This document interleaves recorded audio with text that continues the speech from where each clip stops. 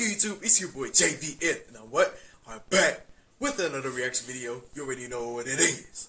Today, I'm going to be reacting to worst injuries in UFC history. Now, this is WWE, aka UFC, as you guys can see, because your man's so free. Don't get stunned by a bee. Ooh! Coming back with the bars? Excuse me. I wasn't expecting that in a million years. Alright, man. So, without further ado, this thing is new. We go get this started. Let's go. It is no secret that the sport of MMA is one of the most dangerous sports in the world. In this video, we will be taking a look at some of the worst injuries sustained inside the octagon. This list will contain some of the worst eye pokes in history, fighters refusing to tap, body parts hanging on by a thread, and just plain old freak accidents that no one could see coming. Before we begin the list, be warned that this video is not for the squirmish. The Excuse first me. injury on the list is Joanna Jendersick's forehead hematoma. She went up against Weili Zhang at UFC 248 for the UFC strawweight title. This was a highly anticipated fight, with Joanna being the former champion. Hey, this kind of reminds me of Cobra Kai, man. Comment down below if you guys watched it. I watched the whole episodes, man. I reached to number 10. I can't even talk today because, I just drank a Coke, that. And sometimes when I drink Cokes, nobody cares. Creating the strawweight division against Weili, who at the time was on a rampage through the division. The fight lived up to the hype, with the two going to war with each other for the full 25 minutes. In the third round, Weili landed a solid right hand onto Joanna's forehead that gave her a hematoma. By the beginning of the fourth round, everyone, including the commentary team and audience, had noticed Joanna's forehead. As the fight continued, Joanna took more damage on the forehead, which led to it growing even more. By the end of the fight, the hematoma had become leaving Joanna almost unrecognizable. The fight was incredibly close, with it being able to go either way. The judges gave the win to Weili. Is that a game or what? The fight was awarded the Fight of the Night bonus. For the next couple of days, Joanna claimed to have lost vision in her left eye, but was thankfully able to make a full recovery within the week. The second item on the list is Anderson Silva's leg snap during his bout against Chris Weidman. Before his first fight against Weidman, Silva was on a 16-fight winning streak within the UFC, with 11 of those being title defenses. He was a big favorite coming into his first fight against Weidman and was showboating throughout the fight. Unfortunately for Silva, he paid the price and was knocked out. In their rematch 5 months later at UFC 168... Bro, did y'all see that? He really said, I'm about to go to sleep. Wake myself up. Weidman gets off to a good start with an early takedown and throws heavy hands. Silva stayed busy doing damage from the bottom position. In the second round, Silva throws a leg kick that was checked by Weidman. His shin snapped in half and the ref instantly stopped the fight. There was controversy surrounding the fact that Weidman was celebrating his win while Silva was on the ground in agonizing pain. Weidman did later show his respect. Hey, that's tough. That's tough. Of the injury. Silva had to undergo surgery to insert a titanium rod to repair his leg. After a year of recovery, Silva was able to enter the octagon and continue with his fighting career. Coincidentally, Chris Weidman suffered an exact same injury 8 years later at UFC 261 against Uriah Hall. Weidman's leg kick was checked by Hall and it snapped in half, causing the fight to be stopped. This resulted in Hall being the first to win a UFC bout without throwing a strike. Hall did not celebrate his win. Respect to Weidman for the freak injury. Currently, Weidman is still recovering, but has made significant progress. He is not expected to fight for at least another year. Next up, we have Aleister Overeem's ripped lip. On December 19, 2019, Overeem went up against Jairzinho Rozenstruik in a main event. The fight begins with the two being very cautious. Overeem was able to get a takedown and from there remained in complete control until the end of the round. Round 2 began with a lot of fighting from the clinch position. After 3 minutes in the clinch, the ref called for a reset in position. The two continued to be cautious, with Overeem seemingly to have a slight edge in significant strikes.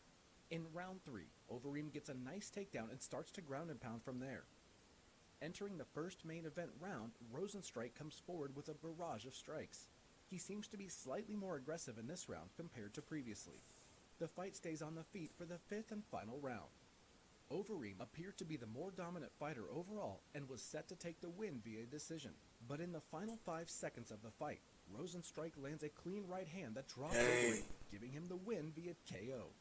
Overeem popped straight back up, and that's when we see his lip hanging off his face. This was one of the worst cuts in UFC history, but fortunately, Overeem underwent plastic surgery and his lip healed back quite nicely with only minimal scarring.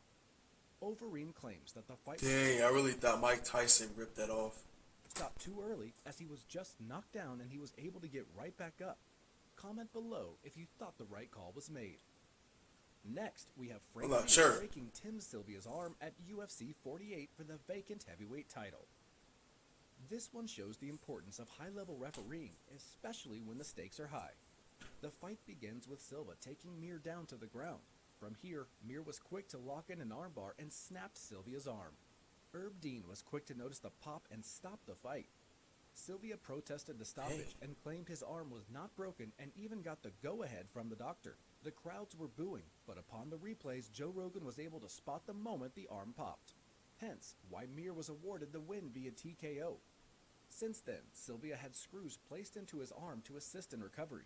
It was later revealed by Herb Dean that he actually thanked him for the stoppage, claiming that he saved his career. Recently, he has posted to social media stating that the screws in his arm from 16 years ago have become loose and resulted in a nasty infection.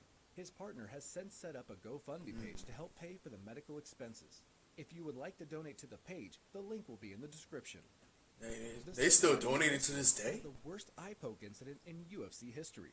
This was a scheduled main event between Bilal Muhammad against Leon Edwards. The fight starts with Edwards landing a big kick followed by a flurry of punches. He then pokes Muhammad's eye and gets a warning from the ref. The fight continues into round 2 where he pokes his opponent's eye again. This time it was much more severe, with Muhammad wailing in pain and exclaiming that he can't see. With his eye all swollen, the fight was ruled a no contest. And I got hit by that, bro. That's so inspirational. Boring? Switch to Opera GX, the first browser built for gamers. Don't care. Fortunately, Muhammad later posted that he has not suffered any permanent damage and will be looking to run it back with Edwards.